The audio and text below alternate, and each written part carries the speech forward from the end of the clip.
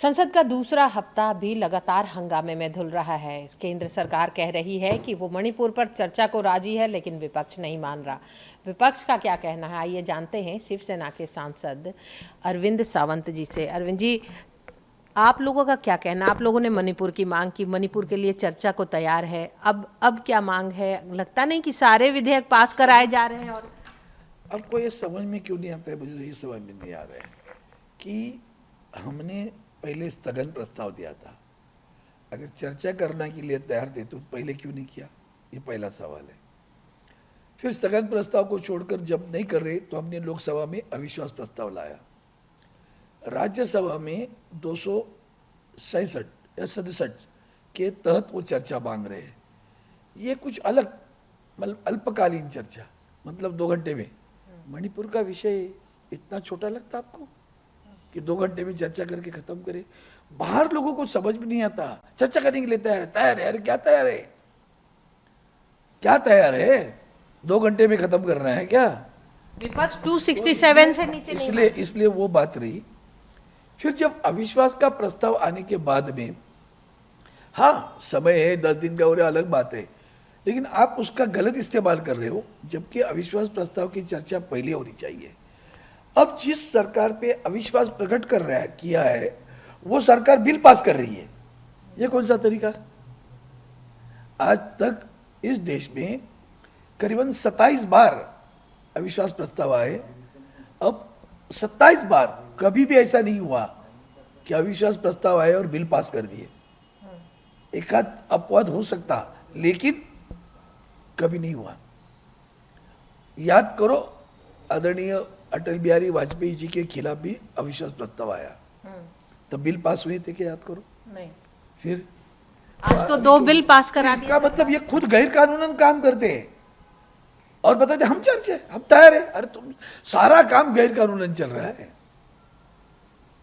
3 दिन अविश्वास प्रस्ताव पर चर्चा होगी। 8, 9 और 10 को प्रधानमंत्री जवाब देंगे, लेकिन आज भी 2 बिल पास कराए गए और दिल्ली से संबंधित जो ट्रांसफर पोस्टिंग के बिल थे, दिल्ली के क्षेत्राधिकार को लेकर, वो भी टेबल किया गया।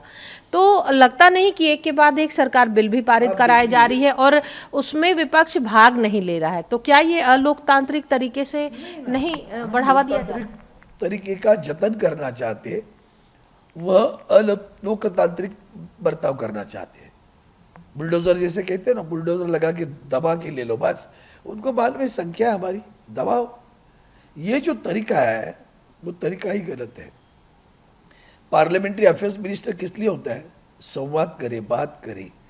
आप अपनी मर्जी पे इतना बड़ा अविश्वास, आप सोचिए ना, देश के प्रधानमंत्री दुनिया घूम रहे हैं, देश में अन्य राज्यों में घूम रहे हैं, और मणिपुर जैसे विषय पर जहां 150 लोगों की मृत्यु हुई है, आप सदन में नहीं आना चाहते हो क्या? अच्छा लग रहा है? सही लग रहा है? हमारे परंपरा, कन्वेंशनल देखो, कभी नहीं ऐसा हुआ। प्रधानमंत्री पहले दिन आते राष्ट्रगान के लिए, फिर जो गायब हो जाते गायब। क्या तरीका है? सरकार कह रही है पहले ही दिन संसद के परिसर में प्रधानमंत्री ने इस पर बयान दिया। किधर?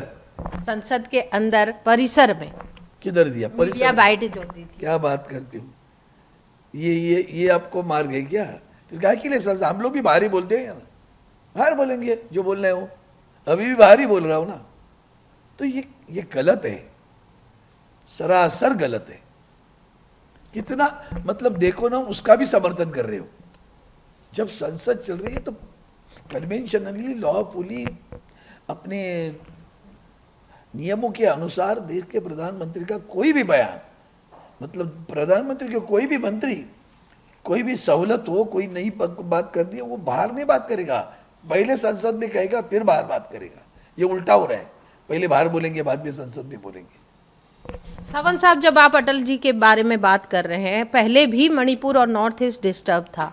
आपको भी ध्यान होगा जब आप भाजपा के साथ थे, शिवसेना भाजपा के साथ थी, और तब यूपीए सरकार में भी नॉर्थ ईस्ट में और मणिपुर में इस तरह की घटनाएं हुई थी, लेकिन तब भी प्रधानमंत्री नहीं गए थे। राजेश पायलट को भेजा गया था जब राजीव गांधी प्रधानमंत्री। अब देखिए फिर दोबारा यही तो, आज भी मैं आज नहीं कह रहा हूँ, पहले दिन से कह रहा हूँ कि तुलना न करो पीछे की, अभी की। अभी जो ये कहते हैं ना, बंगाल में क्या हुआ, राजस्थान में क्या हुआ, बिहार में क्या हुआ, मैं तो पहले दिन से कह रहा हूँ ये गलत है तुलना करना। आज तो सुप्रीम कोर्ट ने भी कह दिया, कल कह दिया ना कि ये गलत है तुलना करना, क्योंकि यहाँ जो अत्याचार और अनाचार हुए हैं और जितने दीर्घकाल हुए, आप जो एक सिर्फ बोलती हो राजीव गांधी किसी, वो कितने समय तक चला था वो तो बताओ ना। दंगा 3 महीने हो रहे भैया, 3 महीने हुए दंगे चल रहे, फिर भी आप जा नहीं रहे हो। क्या तुलना करते, इतना ही बताते वो गया और आपने हमने गए। अरे वो समय पे गए, आपने अगर समय पे जाते तो आज हम भी नहीं पूछते ना आपको। समय पे जाकर अगर उसका निवारण करते, शांति बरकरार करते, तो कौन पूछता क्यों नहीं प्रधानमंत्री गए। सरकार कह रही है कि 22 दिन तक गृह राज्य मंत्री वहां पर कैंप। माननीय सर्वोच्च न्यायालय ने कहा कि आप कुछ कार्रवाई करते हो कि नहीं तो सर्वोच्च न्यायालय कार्रवाई करे, तब जाकर प्रधानमंत्री जी का मुंह खुल गया। भूल गए आप क्या?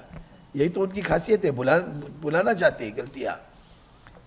70 दिन चुप बैठे हो, बोले भी नहीं ना, जाने की बात तो दूर, बोले भी नहीं, ना बोले, ना अपील किया, ना विनती की, ना किसी मुख्यमंत्री को बुलाया, ना इस्तीफा मांगा, ना राष्ट्रपति का शासन लगाने की बात की, कुछ नहीं, चुप। ये क्या तरीका है? ये जनतंत्र का तरीका है क्या? लोग मर रहे हैं। महिलाओं पे जो दुराचार हुआ उसकी तुलना कहीं भी नहीं हो सकती। वो हिंदुस्तान की संस्कृति पर कलंक लगा। इतना बड़ा कलंक लगने के बाद हमें दुनिया के सांसदों में बात हुई।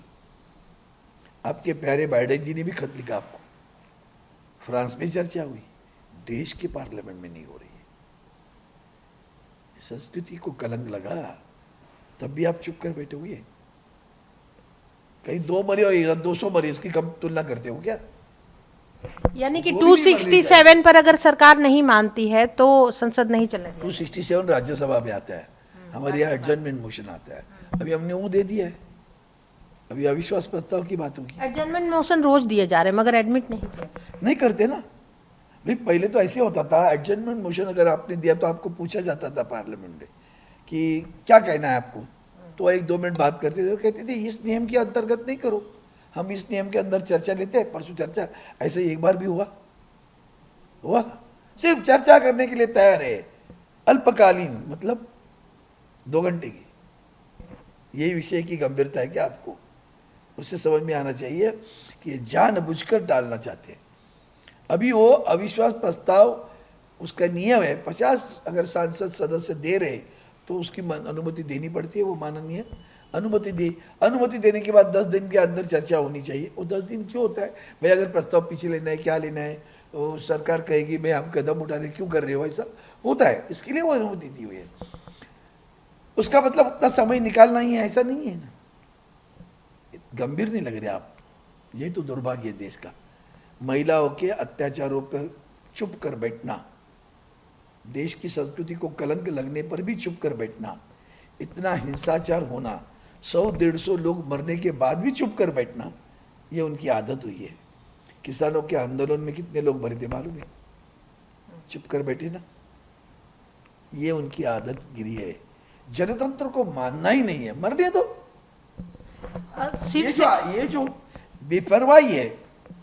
सावंत साहब, अगर चर्चा पे अब जहां तक देखा जा रहा है, अब अविश्वास प्रस्ताव की बात आ गई, लेकिन अगर सरकार 267 पर भी राज्यसभा में चर्चा को राजी हो जाती है तो क्या बात खत्म हो जाएगी? क्योंकि आंकड़े तो आपके पास है नहीं, विपक्ष खत्म हो जाएगी 100%। मैं बोलता हूँ 100% खत्म हो जाएगी।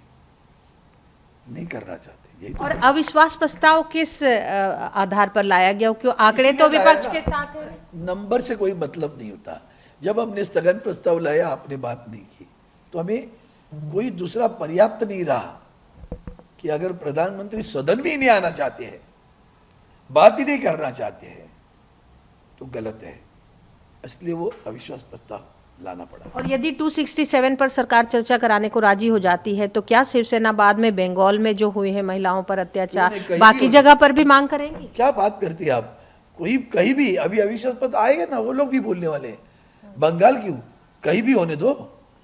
महिलाओं पर अत्याचार जिस ढंग से हो रहा है वो कहीं भी होने दो, उसका समर्थन नहीं कर सकते। ये मानते हैं कि बंगाल में, छत्तीसगढ़ में और राजस्थान में भी हो रहा है? देखो वही तो फिर दोबारा आप महिला होकर भी ऐसी तुलना करना चाहती हो, ये आपके लिए भी अच्छा नहीं, इतना ही नहीं, बता तुलना नहीं कर रही हूँ कर मैं, रही बाकी हो। राज्यों पर भी सवाल उठा रही हूँ। करने तो उनके तो वो तो राजनीति खेलते रहते ना, उनकी तो आदत ही है राजनीति खेलना। मैंने अभी आपको किसानों का उदाहरण दिया था, मोनेटाइजेशन में कितने लोग मरे मालूम है लाइन में, तब अश्रु आए, एक अश्रु निकला क्या? किसानों पे मरने पर अश्रु निकला क्या? नहीं ना। 280 लोग रेल के एक्सीडेंट में मरे, इस्तीफा नहीं आया। लाल बहादुर शास्त्री जी थे, याद करो, उसके पहले जितने रेल मंत्री हुए उनकी याद करो, 2-4 लोग भी मरे तो इस्तीफा देते थे। एक इससे हटकर सवाल है, आज एक ही प्लेटफॉर्म पर, एक ही मंच पर प्रधानमंत्री को लोकमान्य तिलक अवार्ड दिया गया और उसी वहीं पर मौजूद थे शरद पवार भी। क्या कहते हैं कि राजनीति से अलग हटकर संसद में दुश्मनी और बाहर एक ही मंच पर? नहीं, उसमें अभी इतने बुजुर्ग नेता है, उसके ऊपर टिक्का टिप्पणी करना मुझे अच्छा नहीं लग रहा। लेकिन मैं आज दोबारा कहता हूँ कि उनका वहाँ जाना हमारे लिए तो अच्छा नहीं लगा, सही में अच्छा नहीं लगा। लेकिन उनकी मजबूरी थी कि उन्होंने वो कार्यक्रम किया था। वो जो माननीय प्रधानमंत्री जी को वहाँ बुलाने के लिए जो उस संस्था में भी पदाधिकारी है, वही खुद गए थे, वही उन्होंने ही निमंत्रण दिया। अब मैं निमंत्रण करने के बाद मैं खुद ही नहीं रहूँ। उन्होंने रिक्वेस्ट किया था, प्रधानमंत्री ने पहले जवाब पीएमओ ने नहीं दिया था, लेकिन उन्होंने रिक्वेस्ट किया था। हाँ ना, तो हाँ, तभी ये मसला नहीं हुआ था ना, 3 महीने के पहले की बात है। प्रधानमंत्री ऐसे ही कि हफ्ते भर में मैंने न्योता दो, दूसरे दिन आ जाएंगे, उनको तो व्यस्त रहते हैं। तो इतनी व्यस्तता में 3 महीने की पहले की बात है, सारा हादसा उसके बाद में हुआ है। फिर भी मैं समर्थन नहीं करता, क्योंकि स्वराज्य ये मेरा जन्म सिद्ध हक है, ये कहने वाले तिलक जी का पुरस्कार देते समय जिस हमारे आदरणीय प्रधानमंत्री को दे रहे, वो स्वराज्य को मानते नहीं है। उनका स्वराज्य स्व राज्य, मेरा राज्य, वो फर्क है। जनता का स्वराज्य और ये स्वराज्य फर्क है। और ऐसे स्वराज्य जो काम करे स्वराज्य की जो भूमिका वो निभा रहे हैं स्व राज्य की, वो भूमिका देश के जनतंत्र के लिए अच्छी नहीं है। ये विचारधारा को लेकर आदरणीय पवार साहब वहाँ अगर उपस्थित नहीं रहते तो हमें अच्छा लगता। धन्यवाद ईटीवी भारत से बात करने के लिए। तो कभी सहपाठी रहे, सहभागी रहे, शिवसेना भी आज ये आरोप लगा रही है कि कहीं ना कहीं भाजपा की नीतियां सही नहीं जा रही और निरंकुशता की तरफ बढ़ती जा रही है। और यही नहीं, शिवसेना ने प्रधानमंत्री पर भी आरोप लगाए हैं कि जो स्वराज्य की बातें की जा रही हैं उस अवार्ड से नवाजा जाना सही नहीं है। ईटीवी भारत के लिए कैमरामैन संजय के साथ अनामिका रत्ना।